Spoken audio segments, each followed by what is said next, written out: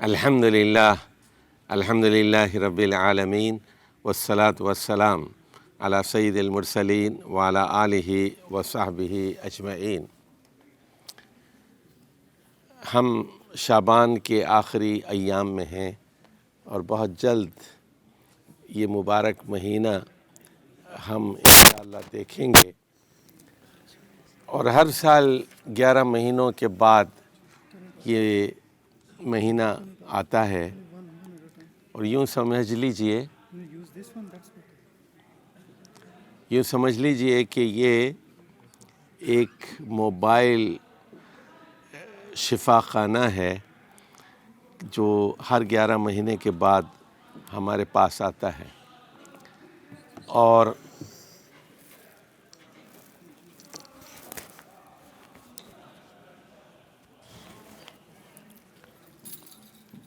دنیا دیکھتی ہے کہ کئی لوگ اس مہینے میں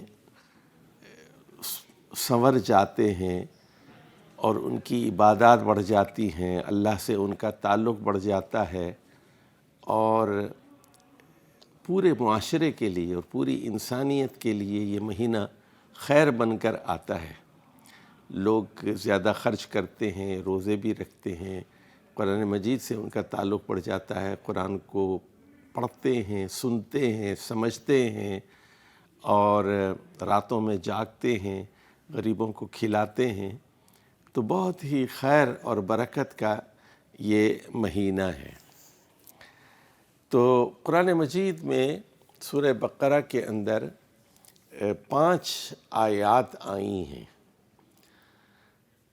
آیت نمبر 183، 184، 185، 186 اور 187، 5 آیات ہیں جو روزوں سے متعلق سورۃ البقرہ میں آئی ہیں۔ تو پہلے تو میں یہ 5 آیات کی تفسیر آپ کے سامنے رکھ دوں، اور پھر اس سے متعلقہ مسائل ساتھ ساتھ آپ کو بیان کرتا جاؤں گا۔ اللہ سبحانہ و تعالیٰ نے فرمایا، یا ایھا الذین آمنوا کتب علیکم الصیام کما کتب علی الذین من قبلکم لعلکم تتقون۔ اے لوگو جو ایمان لائے ہو، تم پر روزے بالکل اسی طرح فرض کیے گئے ہیں جس طرح پچھلی امتوں پر فرض کیے گئے تھے۔ تو اب اس سے یہ بات معلوم ہوئی، 2 باتیں معلوم ہوئی۔ پہلی چیز تو یہ کہ یہ فرض ہے، کتب علیکم، تم لوگوں پر فرض کر دیے گئے، ایک بات۔ دوسری بات یہ معلوم ہوئی کہ یہ کوئی نئی چیز نہیں ہے، دین وہی ہے جو حضرت آدم کے زمانے سے چلا آ رہا ہے، حضرت نوح، پھر حضرت ابراہیم، حضرت موسیٰ اور حضرت داؤد اور سلیمان، اور پھر حضرت زکریا اور یحییٰ، اور پھر حضرت عیسیٰ علیہ السلام۔ تو پچھلی شریعتوں میں، پچھلی امتوں پر بھی روزے فرض کیے گئے تھے۔ یہ بالکل اسی طرح ہے جس طرح نماز کے بارے میں ہے کہ نماز بھی محمد صلی اللہ علیہ وسلم سے شروع نہیں ہوئی، بلکہ روز اول سے نماز فرض ہے۔ آپ کو معلوم ہے کہ خانہ کعبہ کی پہلی تعمیر حضرت آدم نے کی تھی، اور اس کے 40 سال بعد پھر بیت المقدس کی تعمیر ہوئی، یہ بھی حضرت آدم کے زمانے میں ہوئی۔ اس کی دوبارہ تعمیر اور تجدید وہ پھر حضرت ابراہیم نے کی، اور پھر دوسرے انبیاء نے بیت المقدس کو اٹھایا، حضرت یعقوب نے، حضرت داؤد نے، حضرت سلیمان وغیرہ نے۔ تو یہ جو نماز اور زکوٰۃ اور روزوں کا معاملہ ہے، یہ پہلے دن سے ہے، دین کا مزاج اور دین کی روح ابتدائی سے۔ اب یہاں جو تیسری بات ہے اہم، ذرا اس کو سمجھ لیجئے، لعلکم تتقون۔ سب سے پہلے ہم لفظ لعل پر غور کرتے ہیں۔ لعل میں یاد رکھیے کہ یقین نہیں ہوتا، گارنٹی نہیں ہوتی، ضمانت نہیں ہوتی۔ لعل کا مطلب ہوتا ہے توقع ہے، امید ہے، توقع ہے، امید ہے، شاید کہ تم لوگ بچ سکو۔ اب لفظ تقوی کو بھی ہم ذرا غور کرتے ہیں۔ عربی زبان میں وقا یقی، وقایتن یا وقایتن کا مطلب ہوتا ہے دوسروں کو بچانا، دوسروں کو بچانا۔ جیسے قو انفسکم کہا گیا، اپنے آپ کو بچاؤ، اپنے گھر والوں کو آگ سے بچاؤ۔ یہ جیسے آپ کہتے ہیں قنا عذاب النار، قنا عذاب النار، ہمیں آگ سے بچا، دوزخ کی آگ سے بچا۔ لیکن اتقا یتقی کا مطلب ہے خود بچنا، یعنی وقا یقی کا مطلب ہوتا ہے دوسروں کو بچانا، ٹرانزٹیو ہے، متعدی لفظ ہے یہ۔ اور اتقا یتقی کا مطلب ہے یہ نان ٹرانزٹیو ہے، خود بچنا۔ تو لعلکم تتقون کا مطلب ہے کہ امید ہے کہ تم لوگ اپنے اندر بچنے کی صلاحیت پیدا کرو گے، امید ہے، توقع ہے کہ تم لوگ اپنے اندر بچنے کی صلاحیت پیدا کرو گے۔ اب اس کا کیا مطلب ہے؟ اب تھوڑا سا میں وہاں آپ کو یاد ہوگا سورۃ الشمس میں کہا گیا وَنَفْسٍ وَمَا سَوَّاهَا، گواہی ہے نفس کی اور اس کے تسویہ کی گواہی ہے۔ وَنَفْسٍ وَمَا سَوَّاهَا، نفس کی ساخت اور اس کی تکمیل کی گواہی ہے۔ کیا گواہی ہے؟ فَأَلْهَمَهَا فُجُورَهَا وَتَقْوَاهَا، اللہ تعالیٰ نے نفس کے اوپر دو چیزیں الہام کی ہیں، ایک فجور الہام کیے ہیں اور ایک تقوی الہام کیا ہے۔ یعنی انسانی نفس کے اندر اللہ نے گناہ کرنے کی صلاحیت رکھی ہے۔ فجور کہتے ہیں پھٹ پڑنے کو، آپے سے باہر ہو جانے کو۔ انسان میں زنا کرنے کی صلاحیت ہے، شراب پینے کی صلاحیت ہے، قتل کرنے کی صلاحیت ہے، گالی دینے کی صلاحیت ہے۔ اللہ نے نفس کو بنایا اس طرح ہے، ہر نفس کے اندر یہ صلاحیت ہے کہ وہ گناہ کر سکے۔ فَأَلْهَمَهَا فُجُورَهَا، اور اس کے ساتھ ساتھ وَتَقْوَاهَا، اللہ نے اس کے اندر بچنے کی صلاحیت بھی رکھی ہے گناہوں سے۔ وہ زنا سے بچ سکتا ہے، شراب سے بچ سکتا ہے، شرک سے بچ سکتا ہے، بدعت سے بچ سکتا ہے۔ تو روزے کا بنیادی مقصد اپنے اندر بچنے کی صلاحیت پیدا کرنا ہے، لعلکم تتقون۔ تو یہ تو ہو گئی آیت نمبر 183، 183۔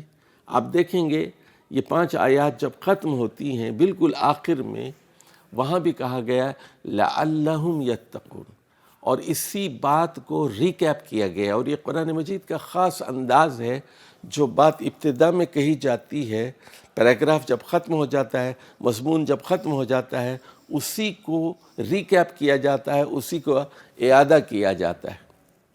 اب آ جائیے، اس کے بعد فرمایا گیا کہ ایام معدودات، یہ گنے چنے دن ہیں۔ گنے چنے دن ہیں کیا مطلب ہے؟ یا تو مہینہ 29 کا ہوگا یا 30 کا ہوگا، 29 سے کم کا رمضان نہیں ہو سکتا اور 30 سے زیادہ کا نہیں ہو سکتا۔ اور پھر فرمایا گیا فَمَنْ كَانَ مِنْكُمْ مَرِيدًا أَوْ عَلَى سَفَرٍ فَعِدَّةٌ مِّنْ أَيَّامٍ أُخَرَ، جو آدمی بیمار ہے یا حالت سفر میں ہے تو وہ پھر بعد میں روزے رکھے۔ اب ذرا یہاں مسئلہ بھی سمجھ لیجئے۔ چلیے پہلے اگلا جملہ پڑھتا ہوں، پھر میں سمجھاتا ہوں آپ کو۔ تو جو بیمار ہے اور جو حالت سفر میں ہے وہ بعد میں روزے رکھے۔ وَعَلَى الَّذِينَ يُطِيقُونَهُ فِدْيَةُ طَعَامُ مِسْكِينٍ، فِدْيَةٌ طَعَامُ مِسْكِين، اور جو کھلانے کی استطاعت رکھتا ہے تو اس کو ایک آدمی کو کھانا کھلانا ہوگا، ایک مسکین کو۔ فِدْيَةٌ طَعَامُ مِسْكِين، طَعَامُ مسکین۔ اچھا ذرا غور سے سنیے بات کہ ایک آدمی کسی وجہ سے روزہ نہیں رکھتا، بیماری کی وجہ سے یا سفر کی وجہ سے، یا خواتین اپنے مخصوص ایام میں روزے نہیں رکھ سکتی، یا وہ دودھ پلا رہی ہیں یا حاملہ ہیں اور دودھ وہ روزے نہیں رکھ سکتی، ان کے لیے لازمی ہے، ضروری ہے کہ وہ بعد میں روزے رکھیں۔ یہ نہیں ہو سکتا کہ وہ فدیہ دے دیں، ایسا نہیں ہو سکتا۔ فدیہ کس کے لیے ہے وہ سمجھ لیجیے۔ فدیہ اس آدمی کے لیے ہے جو شیخ کبیر، جیسے حدیث میں آتا ہے رخص للشیخ الکبیر، جو بہت بوڑھا ہو گیا، 80 سال کا ہو گیا، 85 سال کا ہو گیا، اب روزے نہیں رکھ سکتا، یا اس کو ایسی بیماری لاحق ہے کہ ڈاکٹر یہ کہتا ہے کہ یہ روزے نہیں رکھ سکتا، اگر روزے رکھے گا تو یہ مر جائے گا، تو پھر ایسا آدمی وہ مسکین کو کھانا کھلائے گا۔ اور کیسے کھلائے گا؟ جیسے آپ کھاتے ہیں، آپ خود کھاتے ہیں نا، اگر آپ یعنی غریب آدمی ہیں، دال روٹی کھاتے ہیں تو دال روٹی کھلائیے ایک مسکین کو، اگر آپ متوسط گھرانے سے ہیں تو متوسط کھلائیے۔ ما تطعمون من اوسط، اگر امیر گھرانے میں کے ہیں آدمی اور روزانہ مرغ اور مچھلی آپ کو میسر ہے تو آپ وہی کھلائیے اور اپنے ساتھ کھلائیے۔ اچھا دیکھیے، اکثر لوگ یہ پوچھتے ہیں کہ اچھا اس سال بتائیے فدیہ کتنے روپے کا ہے، تو اس سال کتنا ہے، تو یہ ایک عادت پڑی ہوئی ہے لوگوں کی۔ تو اصل پیسہ دینے میں وہ مزہ نہیں ہے جو مسکین کو اپنے ساتھ کھانا کھلانے کا ہے۔ گھر پہ اپنے ساتھ یہ بھی کر سکتے ہیں کہ آپ پورے 30 دن اپنے ساتھ کسی مسکین کو، غریب کو کھانا کھلائیں۔ یہ بھی ممکن ہے کہ ایک ہی دن آپ 30 مسکینوں کو کھانا کھلا دیں، 30 غریبوں کو کھانا کھلا دیں۔ فمن تطوع خیرا فہو خیر اللہ، اس کے بعد فرمایا اگر آپ تطوع اختیار کرتے ہیں تو اور زیادہ بہتر ہے، یعنی ایک مسکین کے بجائے اگر 2 مسکینوں کو کھلاتے ہیں، 3 کو کھلاتے ہیں، 4 کو کھلاتے ہیں، فہو خیر اللہ۔ تطوع کہتے ہیں نفل کو، ایکسٹراس کو کہتے ہیں۔ آپ زیادہ کرنے چاہیں تو کوئی اس میں اچھی چیز ہے، فہو خیر اللہ، وہ اس کے لیے اور زیادہ بہتر ہے۔ وَأَن تَصُومُوا خَيْرٌ لَكُمْ، لیکن اگر بوڑھا آدمی بھی روزے رکھے، اگرچہ کہ بعض وقت ایسا ہوتا ہے 80 سال کا ہے لیکن وہ کہتا ہے نہیں میں روزے رکھوں گا، لوگ کہتے ہیں بھائی آپ کے لیے رخصت ہے، بہت آپ کی حالت کمزور ہے، آپ نحیف ہو چکے ہیں، ڈاکٹر نے اجازت دی ہے، شریعت نے بھی اجازت دی ہے، لیکن وہ کہتا ہے نہیں میں روزے رکھنا چاہتا ہوں، تو رکھے، رکھنا چاہتا ہے تو رکھ سکتا ہے۔ وَأَن تَصُومُوا خَيْرٌ لَكُمْ، اور ان کنتم تعلمون، اگر تم لوگ اس بات کو سمجھو۔ اب اس کے بعد دیکھیے آیت نمبر 185 ہے، جس میں بتایا جا رہا ہے کہ اس مہینے کی قرآن مجید سے کیا نسبت ہے۔ شہر رمضان الذی انزل فیہ القرآن، رمضان کا مہینہ وہ مہینہ ہے جس میں قرآن کو نازل کیا گیا ہے۔ اچھا، اب قرآن کی اہمیت کو پہلے سمجھ لیجئے، آپ قرآن کی اہمیت کو ذرا سمجھ لیجئے۔ دیکھیے اللہ نے 4 کتابیں بھیجی اور 100 صحیفے بھیجے، 100 صحیفے بھیجے۔ حضرت آدم پر 10 صحیفے بھیجے گئے، حضرت آدم کے بیٹے شیت علیہ السلام پر 10 صحیفے بھیجے گئے، حضرت ابراہیم پر صحیفے بھیجے گئے، موسیٰ علیہ السلام کو تورات بھی دی گئی اور صحیفے بھی دیے گئے۔ لیکن یہ بہت جو پرانی کتابیں ہیں اس میں معنوی تحریف بھی ہوئی اور لفظی تحریف بھی ہوئی، اور آج دنیا میں کوئی چیز اپنی اصلی زبان میں، اصلی حالت میں موجود نہیں ہے۔ تورات، بائبل آپ نے دیکھی ہوگی، یہاں بھی ہوگی، بائبل رکھی ہوئی ہوگی، تو بائبل کے جو پہلے 5 ابواب ہیں ان کے بارے میں کہا جاتا ہے کہ ان کے اندر تورات کی تعلیمات کا خلاصہ ہے۔ تورات نہیں ہے وہ، تورات کی تعلیمات اس کے اندر ہے، پہلے 5 ابواب میں۔ آپ نے ڈیوٹرانومی، ایکسوڈس اور وہ ساری چیزیں دیکھی ہوں گی بائبل کے اندر، تو پہلے 5 ابواب، لیکن وہ اصلی زبان میں محفوظ نہیں ہے، وہ من و ان اللہ کا کلام نہیں ہے۔ بالکل اسی طرح جو نیو ٹیسٹمنٹ ہے، بائبل کا، اسی میں آپ دیکھتے ہیں تو وہاں 4 ابواب ملتے ہیں آپ کو جو بائبل کے نام سے، جس کو اناجیل اربعہ کہتے ہیں، Bible according to John, Bible according to Matthew, اور بائبل اکارڈنگ ٹو لوک، اور لوقا کی انجیل، متی کی انجیل اور یوحنا کی انجیل، یہ 4 جو لوگوں کی، اور یہ چیزیں بہت بعد میں لکھی گئی ہیں، یعنی حضرت عیسیٰ علیہ السلام کے 70 سے لے کر 120 سال بعد یہ چیزیں لکھی گئی ہیں، اور ایک مختلف زبان میں لکھی گئی۔ حضرت عیسیٰ علیہ السلام کی زبان آرامی زبان تھی، ایرامک، اور اس کا بھی ایک خاص سیرین ڈائلیکٹ تھا، اس میں انجیل نازل کی گئی تھی۔ تو اس کو پھر رومن میں ترجمہ ہوا اس کا، اور یہ جان وغیرہ تھے، ان لوگوں کو ایرامک آتی نہیں تھی، یہ رومن میں لکھتے تھے، اور عیسیٰ علیہ السلام کے جو حواری تھے، ان کے جو اصحاب تھے، وہ مچھیرے تھے، اور ان کی زبان آرامی تھی، وہ فشرمین تھے، اور تو اس طرح بائبل محفوظ نہیں رہ سکی، نہ تورات محفوظ ہے، نہ زبور، نہ انجیل محفوظ ہے۔ تو اب اللہ کا کلام اگر دنیا میں موجود ہے تو وہ صرف قرآن مجید کی شکل میں موجود ہے، عربی زبان میں موجود ہے، من و عن موجود ہے، جوں کا تو موجود ہے۔ تو اس امت کو اس کی قدردانی کرنی چاہیے۔ دوسری بات میں جو کہنا چاہتا ہوں، دنیا کے کسی رسول کی مکمل اور پوری سیرت بھی محفوظ نہیں ہے، صرف اور صرف محمد صلی اللہ علیہ وسلم کی سیرت بھی مستند ذرائع سے ہم تک پہنچی ہے، یعنی ہر ادا محفوظ ہے، آپ کا کھانا، آپ کا پینا، آپ کا سفر، اور آپ کی تجارت، آپ کی حکومت، آپ کی ازدواجی زندگی، آپ کی خاندانی زندگی، آپ کی اخلاقیات، آپ کی گفتگو، آپ کا چلنا، آپ کے معاملات، آپ کی سیاست اور آپ کی مشاورت، غرض زندگی کا کوئی حصہ، کوئی پہلو ایسا نہیں ہے جس کو تاریخ نے محفوظ نہ رکھا ہو۔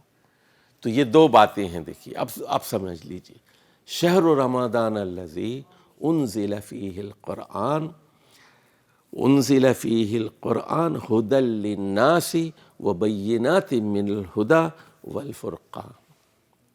اب قرآن کی ایک صفت یہ بیان کی جا رہی ہے، یہ ھدی للناس ہے، ھدی للمومنین نہیں، ھدی للمسلمین فقط نہیں، ھدی للناس ہے، پوری انسانیت کے لیے ہدایت ہے۔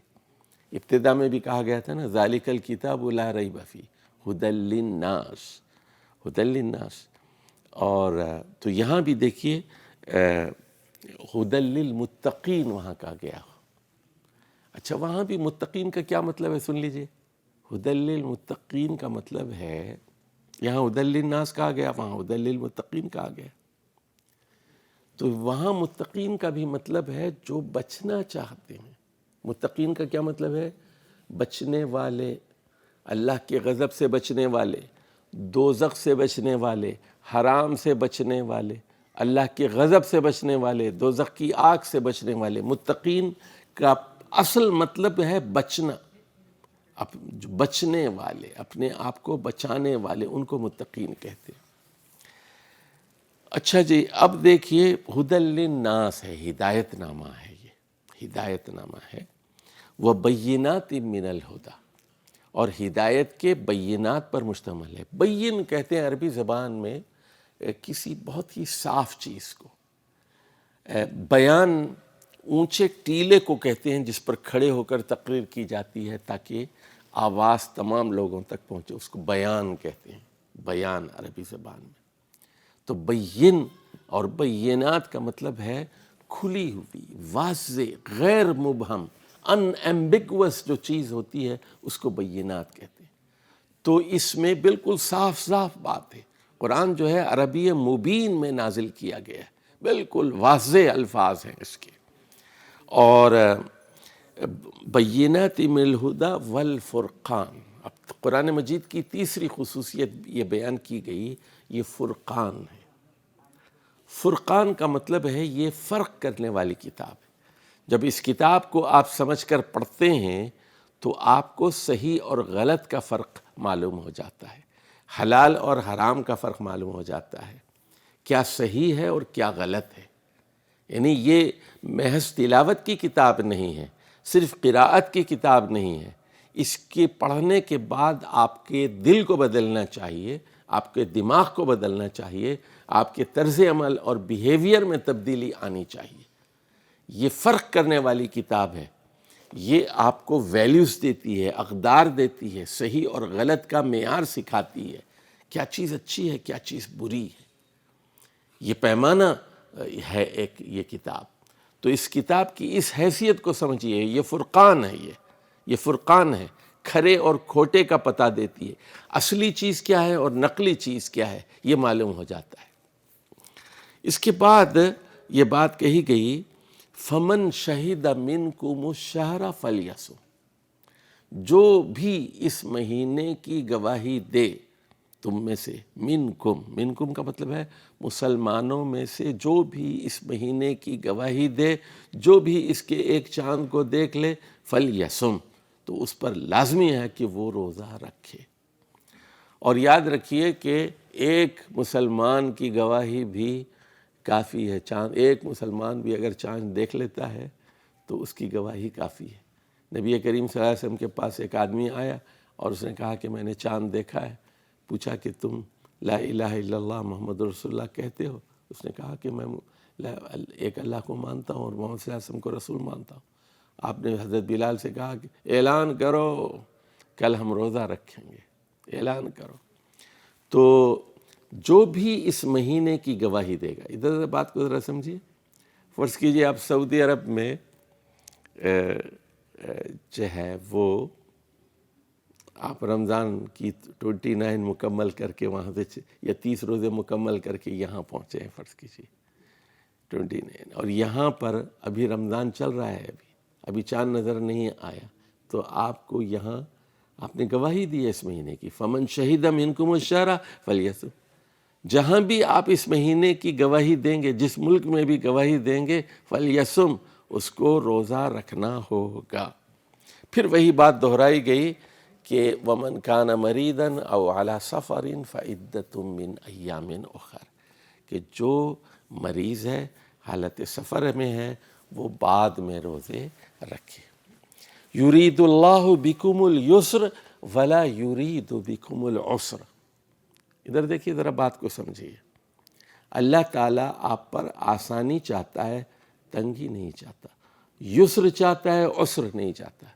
بدقسمتی سے ہمارے ہاں ایسے لوگ پیدا ہو گئے ہیں جو آپ کو مشکل میں ڈال کر بہت خوش ہوتے ہیں۔ کہتے ہیں آپ کا نکاح ٹوٹ گیا، اور کہتے ہیں کہ آپ کا روزہ ٹوٹ گیا، یہ کہہ رہے ہیں تو ٹوٹ گیا، وہ کہہ رہے ہیں تو ٹوٹ گیا، آپ کی زندگی وبال جان۔ یاد رکھیے اللہ آپ کا خالق ہے، اللہ کہتا ہے، اللہ آپ کے ساتھ آسانی کرنا چاہتا ہے، تنگی نہیں کرنا چاہتا ہے۔ یرید اللہ بکم الیسر ولا یرید بکم العسر ولتکملوا العدہ، مدت پوری کرو، تمہیں عدت پوری کرنی چاہیے۔ یعنی 29 ڈیز کا رمضان تھا، آپ نے 6 روزے چھوڑ دیے، تو رمضان کے بعد جب آپ 6 روزے مکمل کر لیں، وَلِتُكْمِلُوا الْعِدَّةَ وَلِتُكَبِّرُوا اللَّهَ عَلَى مَا هَدَاكُمْ۔ اب دیکھیے یہاں ہدایت کا لفظ تیسری مرتبہ آیا ہے، پہلے کہا گیا هُدًى لِلنَّاسِ، پھر کہا گیا بَيِّنَاتٍ مِنَ الْهُدَى، اب یہاں لِتُكَبِّرُوا اللَّهَ عَلَى مَا هَدَاكُمْ۔ اب جب رمضان کا مہینہ مکمل ہو جائے تو اللہ کی کبریائی بیان کرنی پڑے گی۔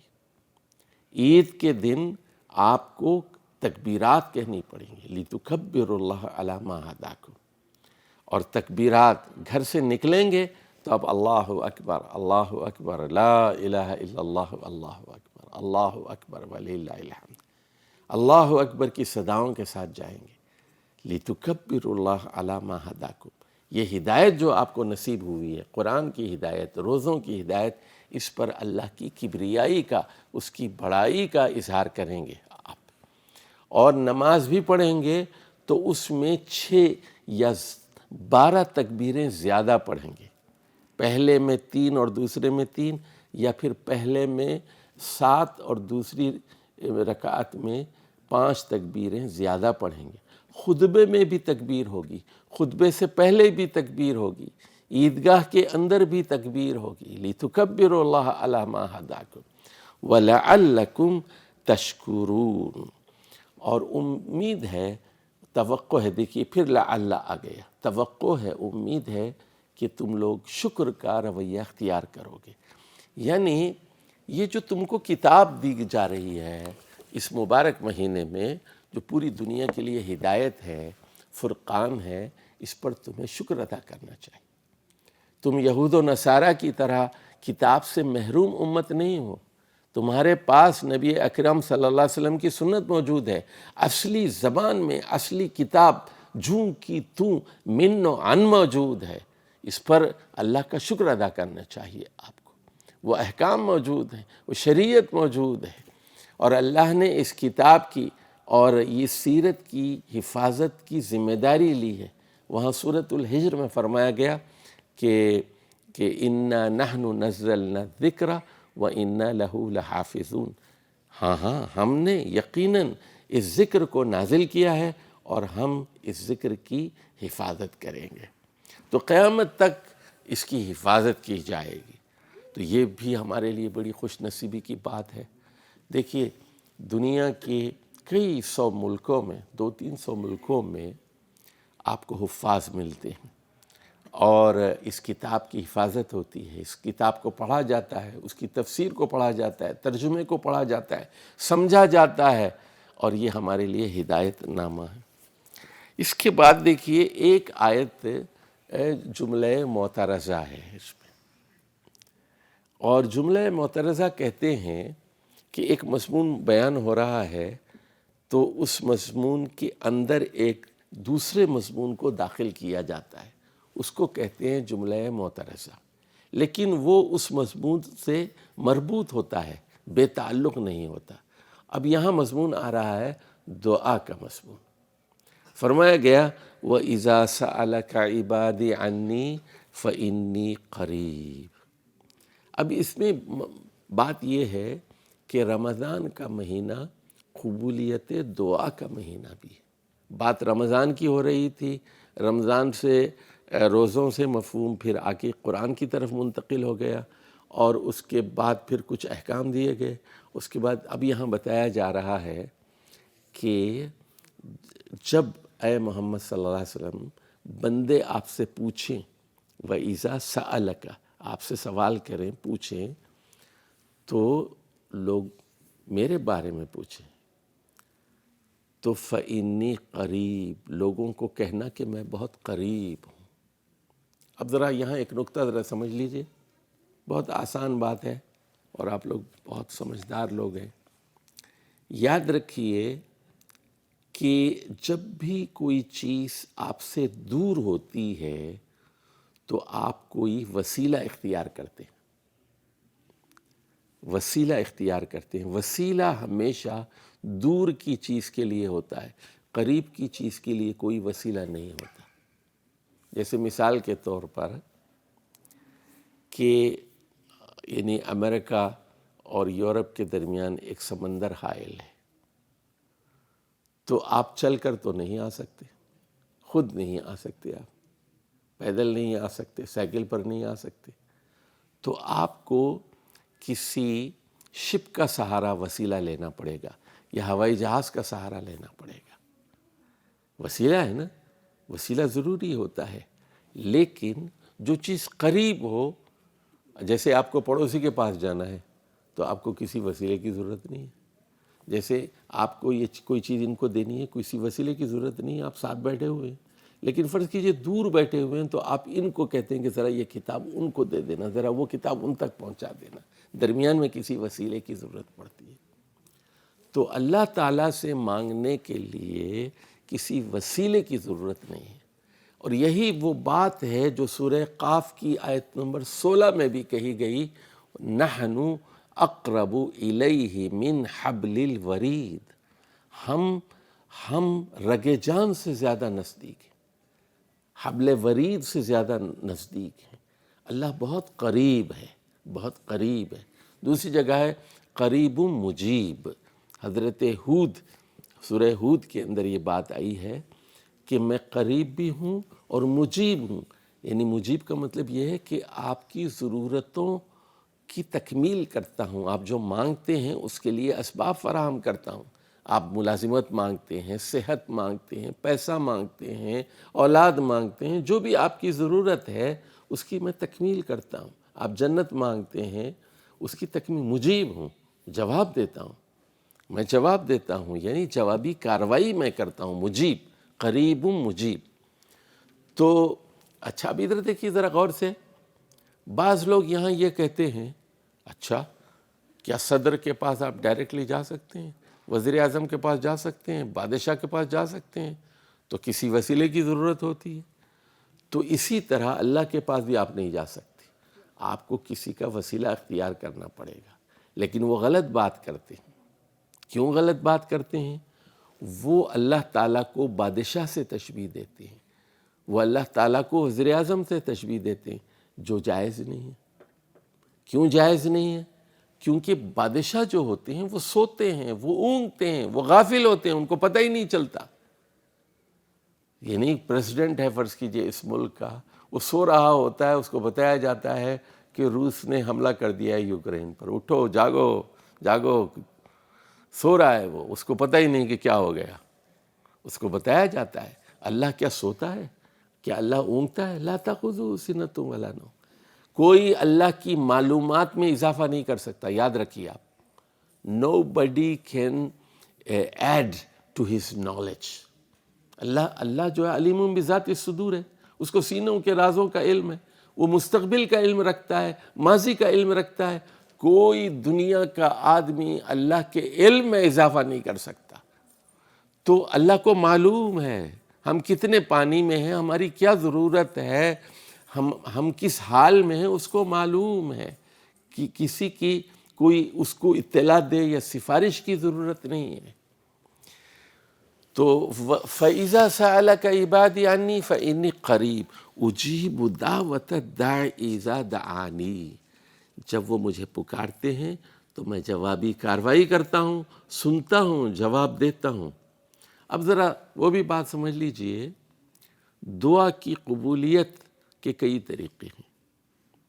دعا کرنی چاہیے ہمیشہ، اور اعتماد کے ساتھ کرنی چاہیے، یقین کے ساتھ کرنی چاہیے۔ دے مجھے، تو دے سکتا ہے، دے، تیرے لیے کوئی چیز ناممکن نہیں ہے، دے، ہب لنا، دے ہمیں، انک انت الوہاب، دے۔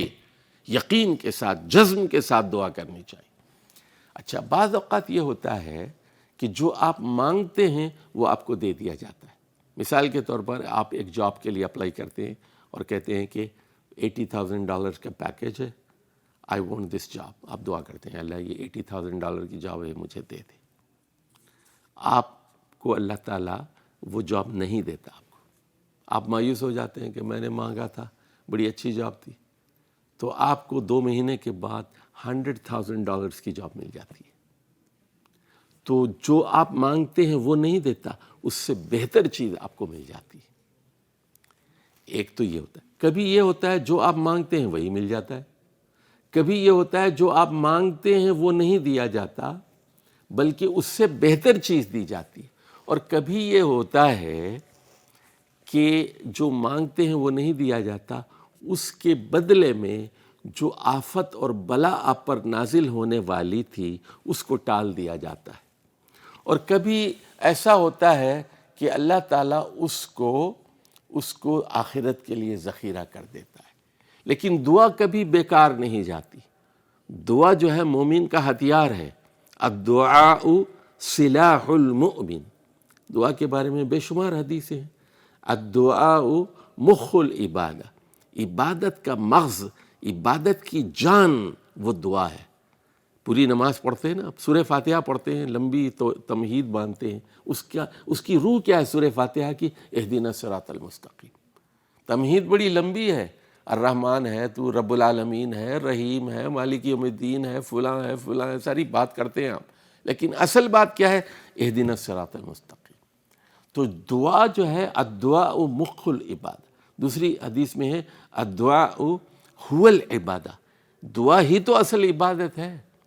اچھا من لم یسأل یغضب علیہ، اچھا اب دنیا میں کسی آدمی سے مانگتے نا یار مجھے $5,000 دو، $1,000 دو، وہ بگڑ جاتا ہے، کہتا ہے دیکھو عجیب آدمی ہے، بھیک مانگ رہا ہے، 5,000 مانگ رہا ہے، $1,000 مانگ رہا ہے مجھ سے۔ لیکن اللہ کا معاملہ بالکل مختلف ہے کہ جو نہیں مانگتا اللہ تعالیٰ اس پر غضبناک ہوتا ہے، ناراض ہو جاتا ہے۔ من لم یسل، جو اللہ سے نہیں مانگتا اللہ اس سے ناراض ہو جاتا ہے، اور جب مانگتا ہے وہ قریب ہو جاتا ہے، اللہ کا تقرب حاصل ہو جاتا ہے۔ دعا ایک ایسی چیز ہے جس سے آپ اللہ کی قربت حاصل کر لیتے ہیں، اور بالخصوص سجدے میں تو اور زیادہ تقرب ہوتا ہے۔ وَهُوَ أَقْرَبُ، جو یعنی جب بندہ وَهُوَ ساجد، جب وہ سجدے کی حالت میں ہوتا ہے تو وہ اللہ کے بہت قریب ہوتا ہے، بہت قریب ہوتا ہے۔ تو فَأَكْثِرُ الدُّعَاء فِي السُّجُودِ، رسول اللہ صلی اللہ علیہ وسلم نے فرمایا سجدے میں کثرت سے دعا مانگو، کثرت سے دعا مانگو، اللہ کی قربت ہوتی ہے اس میں، اللہ کی قربت ہوتی ہے۔ تو فَلْيَسْتَجِيبُوا لِي، تو اس لیے لوگوں کو مجھی سے مانگنا چاہیے، وَلْيُؤْمِنُوا بِي، اور مجھی پر ایمان رکھنا چاہیے، لَعَلَّهُمْ يَرْشُدُونَ۔ اب یہاں بھی لعل تیسری مرتبہ آ گیا، دیکھیے توقع ہے، امید ہے کہ یہ رشد و ہدایت پا لیں گے، لعلہم یرشدون، یعنی صرف مجھی سے مانگیں گے، کسی اور سے نہیں مانگیں گے۔ دوسری جگہ سورہ جن کی آیت نمبر 18 ہے، یاد رکھ لیجئے، فلا تدعو مع اللہ احدا، اللہ سے بھی مانگ رہے ہیں دوسرے سے بھی مانگ رہے ہیں، ایسا نہیں ہو سکتا۔ فلا تدعو مع اللہ احدا، اللہ کے ساتھ ساتھ کسی اور سے مت مانگو، ادھر یا اللہ کہہ رہے ہیں، ادھر یا علی بھی کہہ رہے ہیں، ادھر اللہ سے بھی مانگ رہے ہیں علی سے بھی مانگ رہے ہیں، یا علی مدد کہہ رہے ہیں، ایسا نہیں ہو سکتا، صرف اور صرف اللہ سے مانگا جائے گا۔ فلا تدعو والذین لا يدعون مع اللہ الہا آخر، رحمان کے بندے وہ ہیں جو اللہ کے علاوہ کسی اور الہ سے نہیں مانگتے، لا يدعون مع اللہ، اللہ کے ساتھ دعا میں کسی کو شریک نہیں کیا جا سکتا۔ یہ شرک فی الدعا ہے، شرک فی الدعا ہے۔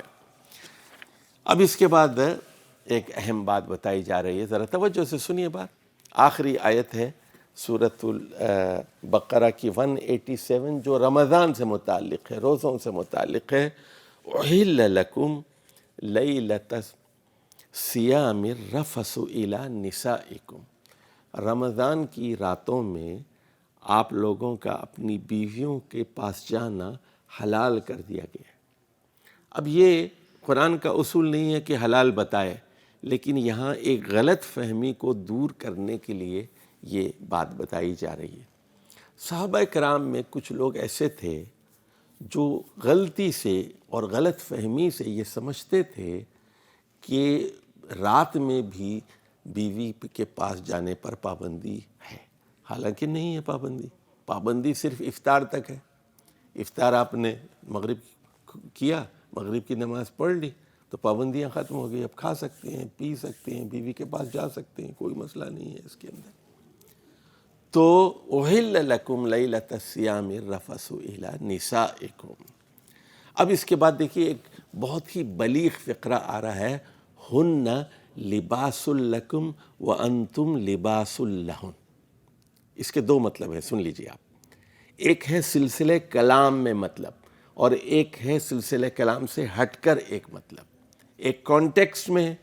کانٹیکسٹ میں اس کا مطلب یہ ہے کہ آپ بغیر بلینکٹ کے کیسے رہ سکتے ہیں 30 دن تک، لباس کے بغیر 30 دن تک کیسے رہ سکتے ہیں، بغیر بیوی کے کیسے رہ سکتے ہیں، بیوی 30 دن کیسے تنہا گزارا کرے گی، شوہر کیسا گزارا کرے گی۔ تو ہن لباس لکم، بیویاں شوہروں کا لباس ہیں، وانتم لباس لہن، اور شوہر بیویوں کا لباس ہیں۔ تو سلسلہ کلام میں تو یہ مطلب ہے کہ 30 دن تک دونوں میں جسمانی تعلق کے بغیر گزارا محال ہے، ناممکن ہے، اس لیے رمضان کی راتوں میں بیویوں کے پاس جانا حلال کر دیا گیا۔ اب یہ تو کانٹیکس کا مطلب ہو گیا، سیاق و سباق میں مطلب ہو گیا۔ اب عمومی مطلب اس کا یہ ہے، دیکھیے یہ جسم ہے نا میرا، یہ جسم ہے اور یہ لباس ہے۔ تو پہلی بات یہ ہے کہ یہ جسم اور لباس میں کوئی پردہ نہیں ہوتا، لباس اور جسم کے درمیان یعنی میاں بیوی میں کوئی پردہ نہیں ہوتا، وہ ایک دوسرے کو اپنا جسم دکھا سکتے ہیں، ایک بات یہ معلوم ہوگی۔ دوسری بات یہ ہے کہ لباس آپ کو آرام پہنچاتا ہے، سکون پہنچاتا ہے۔ سردیوں میں آپ گرم کپڑے پہن کر سکون محسوس کرتے ہیں، گرمیوں کے کپڑے مختلف ہوتے ہیں، تو لباس آپ کو سکون پہنچاتا ہے۔ بیوی کا مقصد یہ ہے وہ شوہر کو سکون پہنچائے، اور شوہر کا مقصد ہے کہ بیوی کو سکون پہنچائے۔ جی اچھا جی، میں جلدی سے ختم کرتا ہوں اس آیت کو۔ اچھا ٹھیک ہے، کر لیجیے۔ بسم اللہ الرحمن الرحیم۔ تو میں یہ کہہ رہا تھا کہ بیویاں مردوں کا لباس ہیں اور شوہر بیویوں کا لباس ہے۔ لباس کا ایک کام ہوتا ہے آپ کے عیب کو چھپا کر آپ کو خوشنما اور دیدہ زیب بنایا جائے، آپ کو پریزنٹیبل بنایا جائے، اچھے لباس میں آپ خوبصورت لگتے ہیں۔ تو اچھی بیوی وہ ہے جو شوہر کی کمزوریوں کو چھپائے، اور اچھا شوہر وہ ہے جو بیوی کی کمزوریوں کو چھپائے، اس پر پردہ ڈالے، پردہ پوشی کرے۔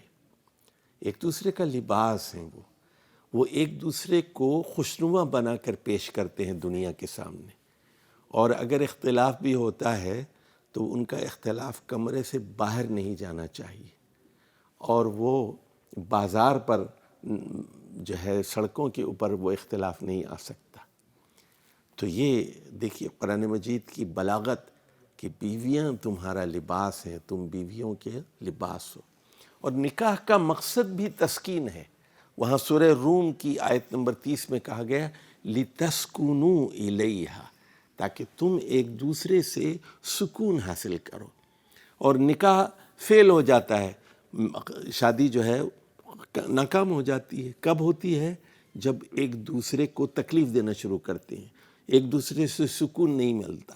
جب بیوی آپ کے لیے سوہان روح بن جاتی ہے، یہ شوہر آپ کے لیے